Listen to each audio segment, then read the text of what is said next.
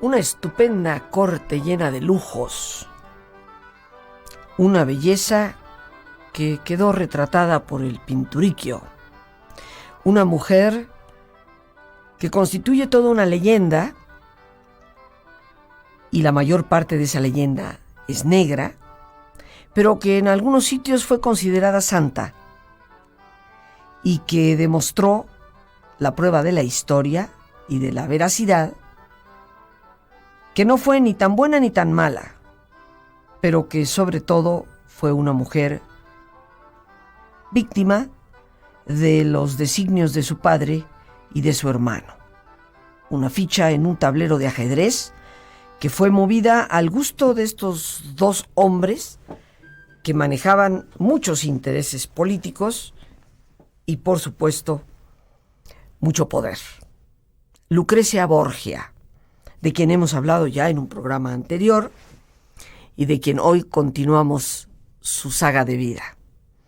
Para resumir algo de lo que ya hemos mencionado, recordemos que Lucrecia Borgia fue hija del Papa Alejandro VI, cuyo nombre original era Rodrigo de Borja, nacido en Játiva, en la provincia de Valencia, en España, quien llegó a Roma por los azares y la buena fortuna de su tío Alonso de Borja, que se constituyó posteriormente como Papa Calixto III.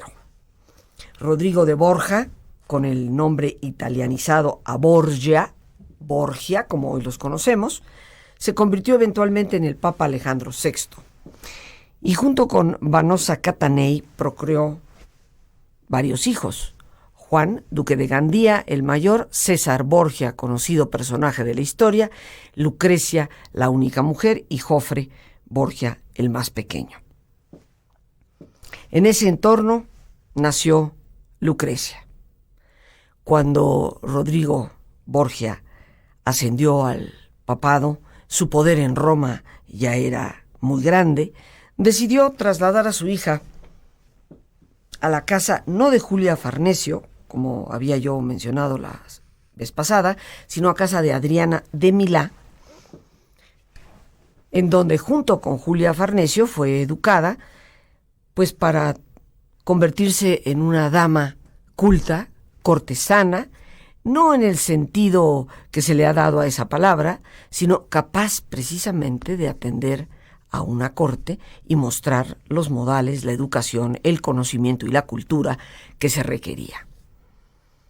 Lucrecia fue bien cuidada para ser utilizada como esa pieza de ajedrez que se puede mover de un lado al otro y ganar la partida política que su padre y que su hermano anhelaban, particularmente su hermano César Borgia.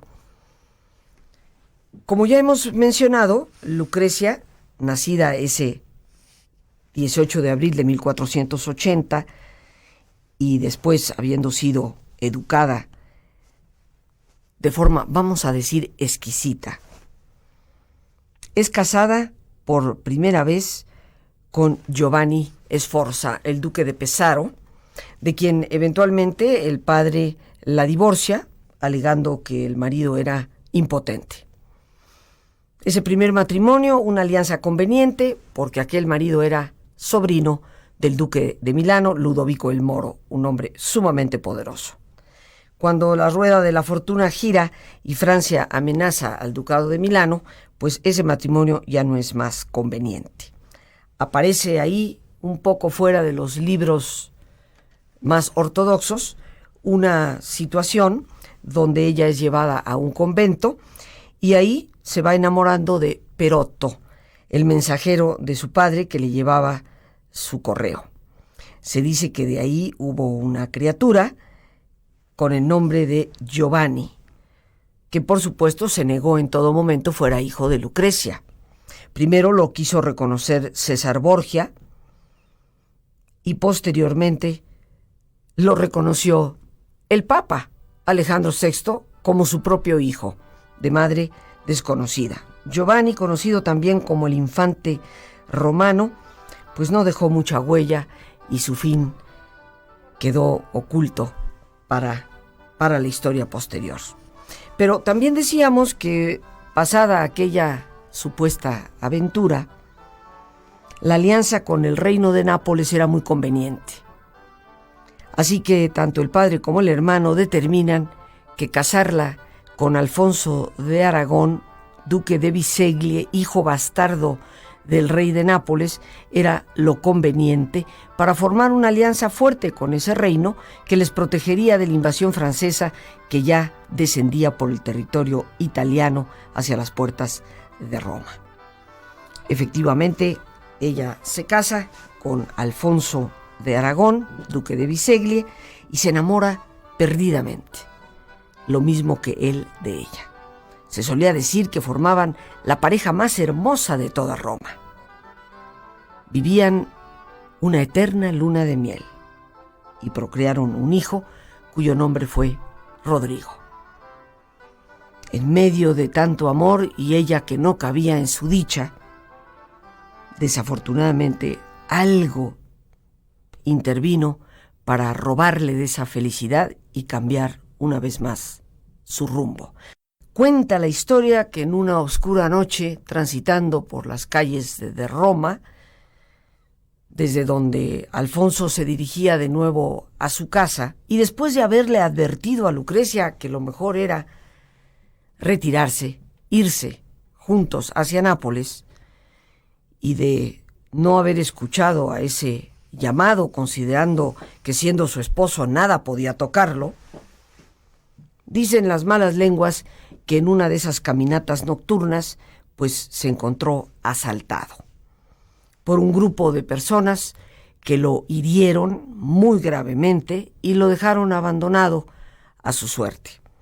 Alguien lo encontró, supieron de alguna forma u otra que era el esposo de Lucrecia, Alfonso de Aragón, y fue llevado hasta su casa, donde Lucrecia, por supuesto, entró en un estado de desesperación al ver la pésima condición en que su esposo llegaba, con heridas francamente, pues, mortales.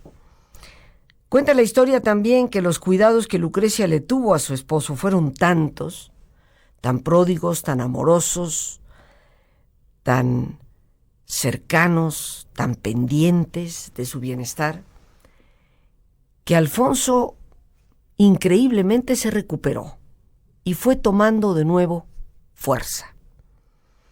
Cuando su cuñadito, César Borgia, se enteró de que Alfonso parecía salir adelante de aquel grave atentado que sin lugar a dudas la historia registra César mismo había encargado, decidió que no había otra manera de arreglar la situación más que por su propia mano. Y en una de las páginas más tristes de la historia de esta mujer, la historia registra que César Borgia entró a la habitación de Alfonso, habiendo bajo engaño sacado a Lucrecia de ahí, que estaba mañana, tarde, noche y moda al lado de su marido, pero que fue convocada de forma falsa, supuestamente por su padre, y ella, atendiendo al llamado de su padre, el Papa, dejó momentáneamente solo a su esposo, tiempo suficiente para que César Borgia entrara en la habitación y lo asfixiara con una almohada. ¿Será? ¿No será? Fue por su propia mano, fue la mano de otra persona, pero sin lugar a dudas César detrás del atentado, ante el cual, por supuesto, Alfonso murió. La desesperación de Lucrecia fue enorme. Entró en un estado de tristeza terriblemente preocupante para todos los que estaban a su alrededor. Su propio padre llegó a cuestionarse profundamente lo que había acontecido. No hay ciertamente un registro que diga que Alejandro VI sabía la mano asesina de quien había deshecho esta unión y matado a Alfonso. Preocupado por la salud de su hija, sin lugar a dudas, le dio todos los cuidados y ella se dedicó a cuidar a su hijo, Rodrigo. Así fue como siguió viviendo en la corte romana, muy entristecida, lo más probable con una profunda depresión. El tiempo pasa y las cosas en el tablero político fueron una vez más cambiando. Llegó el momento en que habían pasado ya algún tiempo, tampoco pensemos que muchos años, y de repente se encuentran con que es conveniente volver a casarla. Pero esta vez la ambición, tanto de César como de su padre, tiró bastante alto. Porque en esta ocasión la intención era casarla con el heredero del ducado de Ferrara. Ferrara es una ciudad que está, si ubicas un poco donde está Venecia, en Italia, y donde está Florencia. Venecia, si ves la bota italiana de frente, en la parte superior derecha, y Florencia más o menos como a la mitad de la bota italiana, un poco más hacia el norte, pues entre la ciudad de Florencia y Venecia puedes transitar fácilmente por la ciudad de Ferrara. Ferrara era un ducado muy importante, con un duque también muy importante, Herculano de Ferrara. Así se llamaba. Y su hijo, que también se llamaba Alfonso, como el anterior marido, sería el heredero de ese ducado. Lucrecia era una mujer ciertamente muy bella, podía llamar la atención de cualquier hombre. Sin embargo, su reputación era nefasta. Pensaban que había asesinado a su propio marido con venenos, que era la experta en el uso del arsénico. La familia Borgia, pues obviamente tenía una muy mala reputación por la liberalidad, si no es por decir el libertinaje absoluto de Alejandro VI el Papa, que se dice armaba verdaderas orgías en sus palacios vaticanos, y por la perversidad del hermano César Borgia. Recordemos que Juan, el hermano mayor de Lucrecia, había sido asesinado, apareció su cuerpo flotando en el río Tíber muchos años atrás, y se dice que fue por la mano de su propio hermano César, que le interesaba ser el primerizo y ocupar el cargo de jefe de los ejércitos vaticanos que ocupaba su hermano Juan, duque de Gandía. Y este es un dato importante porque veremos, conforme avance la historia, el papel que ese Juan, asesinado por César, jugó en la historia. Independientemente de esto, quedaba el hermano menor, Jofre Borgia, que a los 11 años de edad fue casado con Sancha de Aragón, hermana de Alfonso, a quien César asesinó. Se dice que Sancha era una mujer también bellísima, morena de pelo negro, mientras que Lucrecia tenía unos ojos azules y tenía el pelo rubio. Las dos mujeres más hermosas de Italia, Sancha y Lucrecia. Cuando Nápoles cayó de la gracia de los Borgia y fue asesinado Alfonso, Sancha huyó hacia Nápoles, y de la historia de ella y de Jofre se sabe poco, se fue perdiendo con el correr de los años. Así pues, el padre y el hermano planificaron que lo idóneo era casarla con Alfonso de la familia de del ducado de Ferrara. Y empezaron las negociaciones, donde obviamente la dote tendría que ser magnífica para que un ducado tan importante aceptara a esta mujer de tan mala fama como la posible y muy probable futura duquesa de Ferrara. Y decíamos que, habiéndose movido el tablero político, pues deciden el padre y el hermano ver la posibilidad de casar a Lucrecia con Alfonso de duque o futuro duque de Ferrara. Dicen que la dote fue algo impresionante, porque la mala reputación de Lucrecia, que hoy sabemos no era tan cierta, pero que muchos de sus enemigos políticos, muchos de las personas ambiciosas dentro de la misma corte vaticana, se habían encargado de ir creando esa leyenda, pues fue logrado finalmente a través de una ardua negociación. Salió Lucrecia de la ciudad de Roma para dirigirse a Ferrara, donde se casaría, se desposaría con Alfonso en una gran ceremonia que de hecho ya había sido llevada a cabo por poderes en el Vaticano mismo. Se cuentan que las mulas cargadas de oro y de sedas y de una serie de obsequios era enorme. Y viajó desde la ciudad de Roma hasta la ciudad de Ferrara. Cuenta la historia romántica que Alfonso, que sí había oído de Lucrecia, había enviado ya a alguien a Roma para que le pudiera notificar cómo era en realidad esta mujer. Y el enviado de Ferrara, al conocerla, quedó prendado de ella, pero no tan solo de su belleza, sino de igual forma de su capacidad, de su inteligencia, de su dulzura. Y le escribió a Alfonso d'Este que realmente esta era una extraordinaria mujer, que no solo era bella desde su aspecto físico, sino que mostraba tener los mejores sentimientos. En ese trayecto que Lucrecia recorrió desde Roma hasta Ferrara, también se dice que Alfonso quiso llegar a una de las posadas del camino de incógnito para poderla mirar y poderla conocer. Son cosas que no quedan escritos en los libros, queridos amigos, pero que las voces cuentan y relatan que Alfonso, al verla en aquel lugar, taberna o posada en la que tuvo que pernoctar, quedó verdaderamente prendado de esta mujer.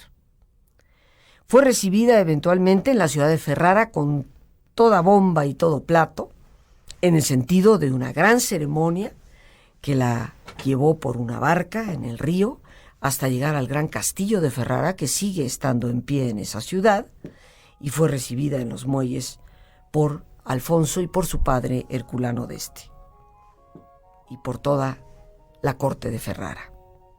Así fue como Lucrecia se casó con Alfonso, habiendo tenido que renunciar a su hijo, puesto que una de las peticiones de la corte de Ferrara es que no podía llegar a casarse con Alfonso llevando con ella a su hijo Rodrigo, que había nacido de su matrimonio con Alfonso de Aragón, duque de Biseglie, a quien César Borgia hábilmente había asesinado. Con todo el dolor de su corazón, imponiéndose las órdenes del padre, viajó hasta Ferrara y dejó a su hijo en la corte vaticana. Así fue como Lucrecia se convirtió a la muerte de Herculano d'Este en duquesa de Ferrara, por ser la esposa de Alfonso. Y en Ferrara su destino fue muy distinto. Este ya no era un matrimonio que los Borgia, padre y hermano, podrían determinar. Este era un ducado importante. Su suerte, por decirlo así, estaba echada. Se dice que Alfonso se enamoró profundamente de ella, a pesar de no ser un hombre cariñoso, que siempre estuvo más dedicado al diseño de armamentos, y quien tuvo cercano a él, en un momento determinado, también a Leonardo da Vinci. Lucrecia Borgia, donde con Alfonso d'Este, futuro duque de Ferrara, y ella por lo tanto duquesa, engendró 5 hijos. Lucrecia fue conocida en Ferrara por su inteligencia y por su bondad. Ayudó a una enorme cantidad de buenas obras, y como Alfonso solía salir con frecuencia a batallas y guerras defendiendo su propio ducado, tuvo la confianza y la certidumbre de la inteligencia de su esposa y la dejaba a cargo del ducado. Hay mucha historia escrita, ciertamente, sobre la gran inteligencia de esta mujer, que en las ausencias de su marido sabía gobernar el ducado con toda bondad, pero al mismo tiempo con toda rectitud. Se fue haciendo de una gran fama en Ferrara. Fue apreciada por todos sus súbditos en el ducado, respetada definitivamente por todos, inclusive aquellos que habían temido mucho esa unión, por considerar que la mala reputación de Lucrecia iba de alguna forma a impregnar, a teñir, a ensuciar la misma reputación de los duques de Ferrara. En ese trayecto, pues podemos decir que Lucrecia se ganó ese amor y al realizar tantas obras de beneficio para su gente, fue cada vez más renunciando a esa vida de lujo que había estado acostumbrada a llevar en la ciudad de Roma. Los hijos de Lucrecia, de algunos no se sabe mucho, pero ciertamente hay 3 de ellos reconocidos por la historia. Una de sus hijas, Leonor, que de hecho se dedicó a la vida religiosa y fue abadesa de un convento donde falleció. Un muy famoso hijo de Lucrecia, Hércules, quien fue el que heredó el ducado de Ferrara y se convirtió a la muerte de su padre, Alfonso, en el duque de Ferrara y la línea que de ahí se derivó. Y uno de ellos, que aunque muchos de nosotros tal vez no sabíamos que era hijo de Lucrecia Borgia, es famoso por el palacio y los jardines que construyó. Su hijo Hipólito, quien optó por el sacerdocio, eventualmente se convirtió en cardenal y logró llevar una vida religiosa muy digna, respetando sus votos de castidad. Y construyó un paradisíaco lugar llamado la Villa d'Este, cercana a Roma, también conocida como los Jardines de Tívoli. Tal vez algunas personas que han viajado por aquellos lugares han visitado esos estupendos jardines en ese palacio, pues quien los construyó, el cardenal Hipólito d'Este, era hijo de Lucrecia Borgia y Alfonso de Ferrara. Por la buena reputación que se ganó como duquesa, por las obras de caridad que realizó, la gente literalmente la adoraba en el ducado de Ferrara. Cuando Lucrecia murió el 24 de junio de 1519, por fiebre puerperal en un último parto, la gente la lloró e inmediatamente querían que se le proclamara santa por las obras que había realizado en Ferrara y por la entrega de vida que había logrado. Lucrecia está enterrada en un convento. Si la pudiéramos escuchar, seguramente ella nos diría que han pasado casi 5 siglos desde que entregué el alma, o por mejor decir, perdí mi cuerpo. La noche del viernes 24 de junio de 1519. 5 siglos descansando en el convento del Corpus Domini de Ferrara, junto a mi hija Leonor y mi nieta Lucrecia, a orillas de unos alegres ventanales que dejan pasar la luz y el zumbido de las abejas, y también los rezos de mis monjas, las clarisas. Vale la pena saber, queridos amigos, que cuando Julio II, Giuliano de la Rovere como cardenal, Julio II como papa, poco tiempo después de la muerte de Alejandro VI hubo un papa entre medias y después Julio II, quien mandó pintar la Capilla Sixtina, su odio hacia los Borgia era tan grande que mandó desenterrar los cuerpos de Calixto III y Alejandro VI del Vaticano y los mandó a una iglesia, María de Montserrat, donde descansan actualmente, una pequeña iglesia para la colonia española en Roma. Mandó desenterrar el cadáver de César, que había muerto en España, y quiso desenterrar el cadáver de Lucrecia Borgia, desacrando así, pues, los cadáveres.